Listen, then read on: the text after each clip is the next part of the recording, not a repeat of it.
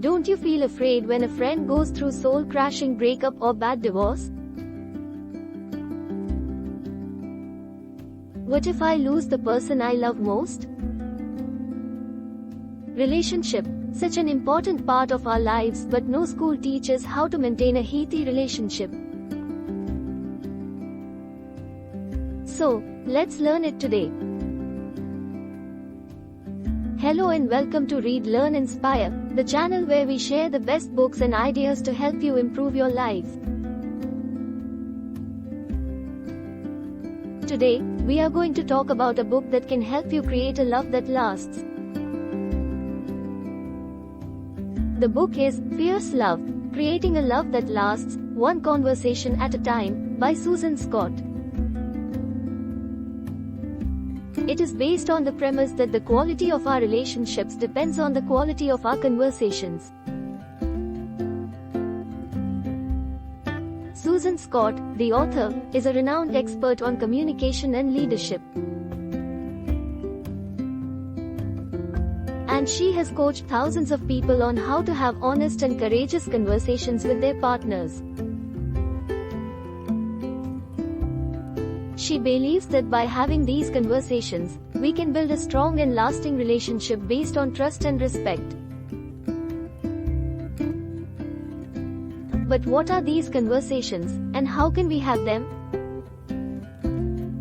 In this book, Susan Scott introduces us to the concept of fierce conversations, which are conversations that tackle the real issues, reveal the truth, and enrich the relationship. She explains that fierce conversations are not about being aggressive or confrontational, but about being authentic and compassionate. She also gives us 7 principles to guide us in having fierce conversations, such as 1. Be here, prepared to be nowhere else. This means that we should be fully present and attentive to our partner, and not distracted by other things or thoughts. For example, we can turn off our phones, close our laptops, and look into our partner's eyes when we talk to them. 2. Tackle your toughest challenge today. This means that we should not avoid or postpone the difficult topics that need to be addressed in our relationship, but rather face them head-on and with courage.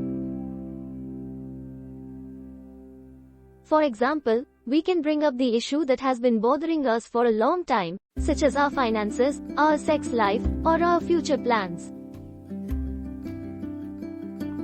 3. Obey your instincts. This means that we should trust our intuition and feelings, and not ignore or suppress them. For example, we can share our fears, doubts, hopes, and dreams with our partner, and not pretend that everything is fine when it is not. 4. Take responsibility for your emotional wake. This means that we should be aware of how our words and actions affect our partner's emotions, and take ownership of the consequences. For example, we can apologize when we hurt or offend our partner, and express appreciation when they do something nice for us. 5. Let silence do the heavy lifting. This means that we should not fill every gap in the conversation with noise or chatter, but rather allow some space and silence for reflection and understanding. For example, we can pause before we respond to our partner's question or comment, and give them time to think and feel as well. 6. Be generous. This means that we should be kind and compassionate to our partner, and not judgmental or critical. For example, we can assume positive intent behind their actions, give them the benefit of the doubt, and forgive them when they make mistakes. 7. Speak and listen as if this is the most important conversation you will ever have with this person. This means that we should treat every conversation with our partner as a precious opportunity to connect and grow with them, and not take them for granted or waste them. For example, we can say what we really mean, listen with curiosity and empathy, and express our love and gratitude for them. To illustrate how these principles work in practice, Susan Scott shares many stories and examples from her own life and from her clients. She shows us how fierce conversations can help us deal with various challenges and situations in our relationships, such as how to express our needs and desires without blaming or accusing. For example, instead of saying, "You never spend time with me," we can say, "I feel lonely when you work late every night."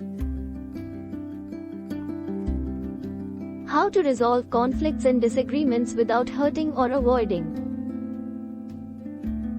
For example, instead of shouting or sulking, we can say, "I'm upset because you forgot our anniversary." How to give and receive feedback without defensiveness or criticism. For example, instead of saying, "You're so lazy," we can say, "I appreciate your help with the chores." How to support and encourage each other without rescuing or fixing.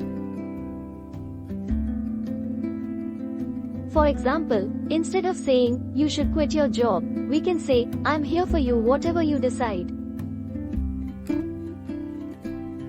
How to celebrate and appreciate each other without taking or expecting. For example, instead of saying, "You owe me a favor," we can say, "Thank you for making me breakfast." One of the stories that I found particularly inspiring was about a couple who had been married for 15 years, but had grown apart and lost their spark. They had stopped having meaningful conversations, and instead resorted to small talk, complaints, or silence. They felt bored, frustrated, and lonely in their marriage, and they were considering divorce. However, before they made any final decision, they decided to give fierce conversations a try.